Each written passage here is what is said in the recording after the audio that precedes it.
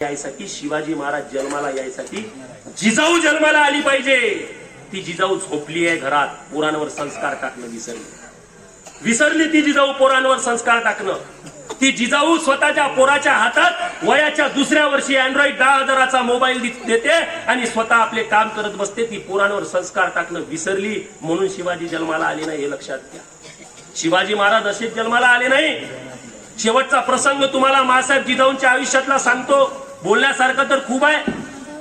मासाहेब जिजाऊ गरोदर होत्या, पोटामध्ये शिवाजी महाराज होते आणि मासाहेब जिजाऊ अशा नाराज बसलेल्या होत्या। नाराज बसल्या असताना 3 दासी मासाहेब जिजाऊंकडे आल्या। त्यातली पहिली दासी मासाहेब जिजाऊंना म्हणे, मासाहेब तुम्ही अशा नाराज का नाराज आहे मासाहेब? पोटामध्ये तुमच्या पोरगा आहे, शिवबाराजे आहे, का नाराज आहे? मासाहेब जिजाऊंनी सांगितलं, काही नाही।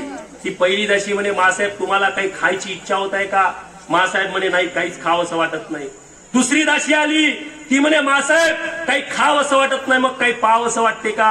मासाहेब म्हणे, नाही, काहीच पावसं वाटत नाही। तिसरी दासी हुशार होती, तिला माहिती होतं मासाहेबांना खाण्यापिण्यामध्ये पाण्यामध्ये काही इंटरेस्ट नाही, याच्यात काही आनंद नाही। मासाहेब जिजाऊंकडे तिसरी दासी आली आणि म्हणे, मासाहेब काही खावंसं वाटत नाही, काही पावसं वाटत नाही, मग काही करावंसं वाटते का?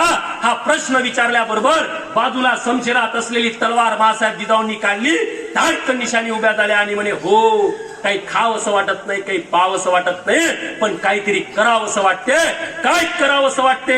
तर हातात नंगी तलवार घ्यावंसं वाटते, घोड्यावरती स्वार व्हावंसं वाटते आणि या देशातल्या कष्टकरी कामकरी लोकांवरती अन्याय अत्याचार करणाऱ्या हरामखोरांना शेतातली कणस ज्याप्रमाणे कापून काढतात ना, त्याप्रमाणे कापून काढावंसं वाटते। आणि हा विचार पोटामध्ये असणाऱ्या शिवाजी महाराजांवरती पडला, म्हणून शिवाजी महाराज तयार झाले। मी म्हणत नाही, पोरगा पोटात असताना जन्माला आल्यानंतर मायबाप त्याच्यावरती कसे संस्कार टाकते याच्यावरून पोराचं भविष्य ठरत असते। आमची माय पोपटला पात्र आहे, मग पोट्ट पोपटला जन्माला नाही। आमची माय टीव्ही वरती सासा सुनायचे भांड राहते, मग पोट्टी बी सासऱ्याच्या घरी गेल्यानंतर, सासूरवाडीला गेल्यानंतर काय करते? भांडण लावा लागली, दुसरं काय जमणार आहे? जे पेराल ते उगवल्याशिवाय राहत नाही। संसार